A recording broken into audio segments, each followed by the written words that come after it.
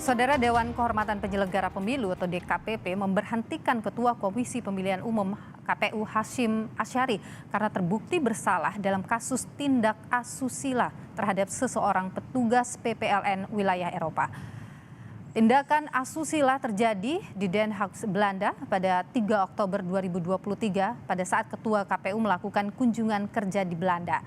Sebelum tindakan asusila terjadi dalam fakta persidangan, Ketua KPU terbukti memiliki niat terhadap pelapor yang merupakan panitia pemilihan luar negeri sejak awal. Ketua KPU juga terbukti memakai kendaraan dinas, penggunaan uang untuk membeli tiket pesawat dan menggunakan uang negara untuk penginapan pelapor seharga 48 juta rupiah.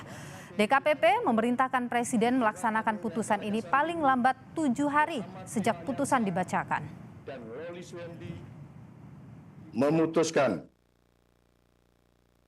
1. Mengabulkan pengaduan pengadu untuk seluruhnya. 2. Menjatuhkan sanksi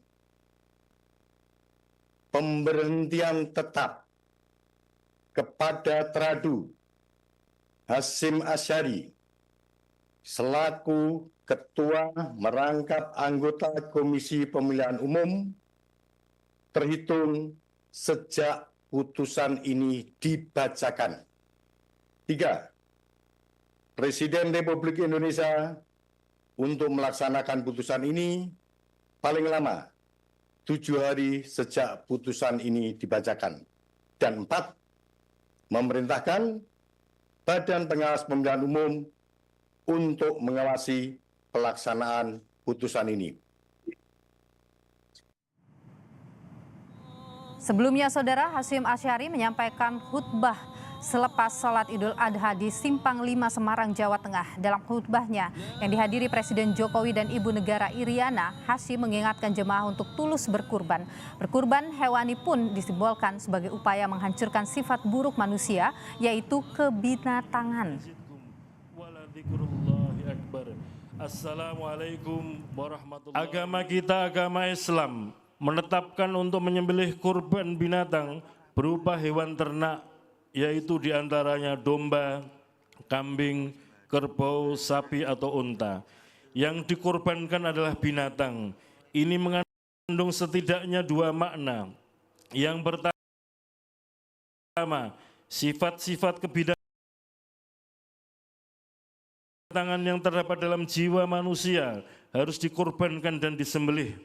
Sangat banyak sifat kebinatangan yang terdapat dalam diri manusia. Sifat seperti mementingkan diri sendiri, sifat sombong, sifat yang menganggap bahwa hanya dirinya dan golongannya lah yang selalu benar, serta sifat yang memperlakukan sesamanya atau selain golongannya sebagai mangsa atau musuh. Sifat kebinatangan yang selalu curiga, menyebarkan informasi yang tidak benar, fitnah, rakus, tamak, dan ambisi yang tidak terkendalikan, tidak mau melihat kenyataan hidup, tidak mempan diberi nasihat, tidak mampu mendengar teguran, dan lain-lain, merupakan sifat-sifat yang tercela dalam pandangan Islam. Lalu, Saudara, apa reaksi dari Ketua KPU setelah putusan DKPP ini? Kita tanyakan langsung kepada jurnalis Kompas TV dan Putu Trisnanda. Putu, selamat sore. Apakah sudah ada sikap dari Ketua KPU ataupun mungkin juga komisioner yang lain atas putusan DKPP memecat Ketua KPU terkait dengan kasus asusila? Ya, selamat petang dan juga saudara, sampai dengan saat ini memang belum ada pernyataan secara resmi dari pihak KPU karena nanti rencananya konferensi pers ini baru digelar pada pukul 16.30 waktu Indonesia bagian Barat. Memang ini sudah molor sekitar 11 menit jika dibandingkan dengan agenda yang dibagikan kepada rekan-rekan pers yang tentu saja sudah menanti di KPU, tetapi kita juga masih menunggu kesiapan dari KPU sendiri untuk memberikan sikap ataupun respon terkait dengan keputusan dari DKPP. Kita tahu ini merupakan sejarah baru di mana DKPP akhirnya memutuskan Ketua KPU, tokoh utama, sosok nomor 1 di Komisioner Pemilihan Umum, Komisi Pemilihan Umum maksud kami, untuk kemudian posisi ketua dan juga sebagai anggota. Kalau melihat bagaimana mekanismenya sebetulnya setelah kemudian diputuskan oleh DKPP, tentu saja ya nanti kita juga masih tunggu pastinya bagaimana, tapi yang harusnya bisa disampaikan oleh KPU adalah bagaimana KPU ini bisa tetap berjalan karena dalam waktu dekat ini proses pilkada juga akan berlangsung pemilihan di kepala-kepala daerah. Sehingga tadi juga saya sempat berbincang dengan beberapa partai politik termasuk salah satunya dari Partai Amanat Nasional, Sekjen PAN ini juga menyampaikan bahwa jangan sampai keputusan dari DKPP ini justru mengurangi efektivitas ataupun juga kinerja dari KPU. Jadi PR yang kemudian harus dilakukan pertama tentu saja memastikan dan menentukan siapa pengganti dari Hashim Asyari. Kita tahu sampai dengan saat ini posisinya untuk pimpinan KPU sendiri ada 7 orang, yakni kemarin ada Hashim Asyari, kemudian sebagai ketua, kemudian di anggota ada BT Epsilon, Muhammad Afifuddin, Parsa dan Harahap, Yulianto Sudrajat, Idam Holik dan juga Ajus Melas. Nah, ketujuh posisi ini tentu saja berkurang 1, jadi hanya ada 6 dan nanti posisinya yang menggantikan adalah posisi terbawah. Kita belum mendapatkan nama secara pasti karena kemarin juga sudah sempat dilakukan PAW karena memang ada komisioner yang juga meninggal dunia kemudian diganti. Nah, kita lihat lagi nanti siapa nomor yang paling bawah yang nanti bisa naik 1 tingkat dan ini menggantikan posisi tersebut untuk menjaga agar jumlah dari komisioner KPU atau pimpinan KPU ini tetap berjumlah 7 orang. Selanjutnya nanti untuk posisi ketua, Nilu dan juga saudara, ini nanti akan dilakukan secara pleno oleh masing-masing komisioner. Kira-kira siapa yang akan diputuskan? Kita nantikan sudah terlambat sekitar kalau tadi dibilang akan dimulai pada 15.30 sampai dengan saat ini belum dimulai. Ini juga menjadi satu catatan, tidak hanya soal etika saja yang tadi sudah disanksi oleh DKPP bahwa terkait dengan tindakan asusila, tapi ketepatan waktu ini juga dinantikan karena memang KPU merupakan tonggak dari jalannya proses demokrasi di dalam negeri khususnya jelang pilkada ini. Nanti kita dengarkan bersama-sama bagaimana keterangan dari pimpinan KPU terkait dengan respons dari putusan DKPP. Nilu. Niputu Trisnanda, jurnalis Kompas TV. Terima kasih informasi Anda langsung dari Gedung KPU RI Jakarta. Saudara, lalu apa implikasi dari sanksi pemecatan Ketua KPU oleh Dewan Kehormatan Penyelenggara Pemilu atau DKPP? Kita bahas bersama dengan dosen Hukum Tata Negara STIH Jentera, Bivitri Susanti. Selamat sore Mbak Bibip, sehat selalu. Selamat sore Mbak Nilo. Selama ini Mbak Bibip ya, kita lihat DKPP ini kan hanya memberikan sanksi keras, tapi tidak ada pemecatan. Tapi kali ini, hari ini mengejutkan karena diberikan pemecatan. Apa kemudian implikasinya terhadap posisi Hashim Asyari secara hukum Mbak Bibip? Implikasinya kalau secara hukum sebenarnya 2. Yang pertama adalah tadi ya sudah disebutkan bahwa secara administratif Presiden harus mengeluarkan keputusan Presiden dulu. Dan ini sebenarnya bisa saja tidak dikeluarkan karena pernah terjadi.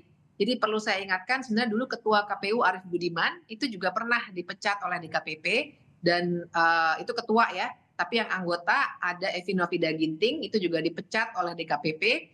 Tapi karena prosesnya yang di KPP-nya tidak baik maka Kepres tidak dikeluarkan. Jadi masih tergantung pada Presiden. Apakah Presiden mau meneruskan memberikan perlindungan bagi Ketua KPU karena kita tahu ya dia sudah diberi sanksi terakhir, peringatan keras terakhir, tapi tidak kunjung dipecat. Artinya bisa saja tidak dipecat ini Ketua KPU kalau surat itu tidak keluar dari Presiden?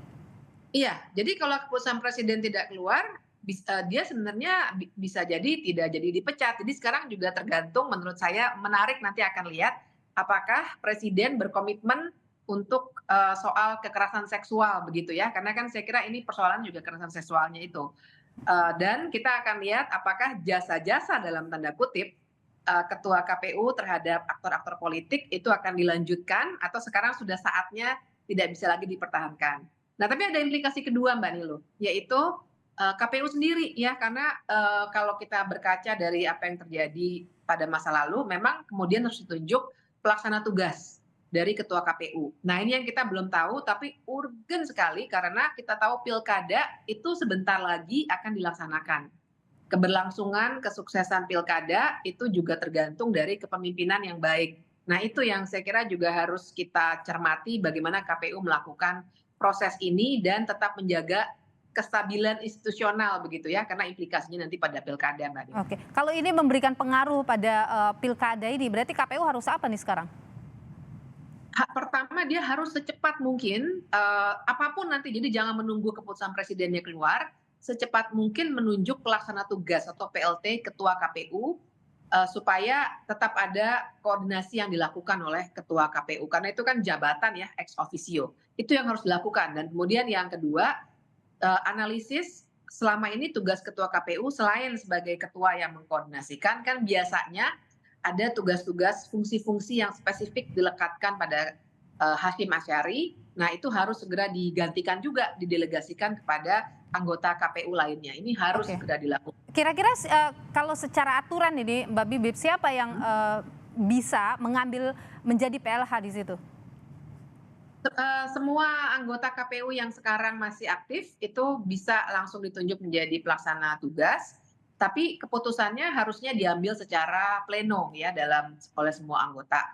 Nah, nanti kemudian bisa dilaksanakan tahap selanjutnya untuk menggantikan posisi Hashim Asyari sebagai anggota KPU supaya lengkap lagi jumlahnya. Dan itu sudah pernah kan kita lakukan. Oke, dan itu semua bisa dilakukan meskipun Kepres itu tidak keluar, belum keluar? Harus diantisipasi saja sih. Kepresnya tentu saja harus dikeluarkan, tadi dikasih deadline 7 hari, tapi kan karena urgensinya tinggi, antisipasinya sudah harus dilakukan dari sekarang. Oke. Tapi Mbak Bibip gini, kalau Anda tadi menyebut bahwa bisa saja Hashim Asyari ini tidak dipecat kalau misalnya Kepresnya tidak keluar begitu. Tapi apakah Hashim Asyari juga bisa banding kalau dalam kasus seperti ini? Dalam kasus seperti ini sebenarnya kalau Kepresnya keluar, dia bisa banding. Ingat dulu kasusnya Evi Novida Ginting, anggota KPU, dia bandingnya dalam arti bisa menggugat juga gitu keputusan presidennya misalnya ataupun putusan DKPP-nya. Tapi nanti kita harus cek lagi undang-undangnya ya. Kita generasi bersih sehat yang berani mulai perubahan.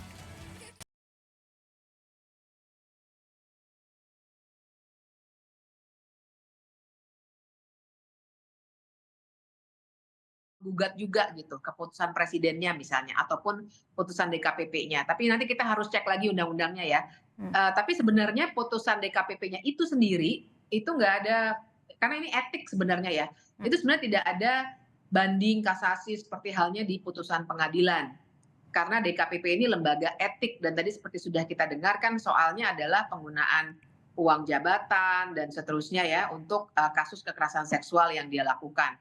Jadi karena sebagai suatu fungsi etik sebenarnya tidak ada lembaga banding seperti di pengadilan negeri. Nah, cuma bahwa ia bisa saja misalnya nanti menggugat lagi putusan, misalnya ada keputusan presidennya dan lain sebagainya, tentu bisa diperdebatkan dan dibawa ke pengadilan yang sesuai. Mungkin pengadilan tata usaha negara, mungkin pengadilan negeri, nanti kita harus lihat lagi. Oke, tapi putusan ini Mbak Bibip apakah cukup mengejutkan Anda?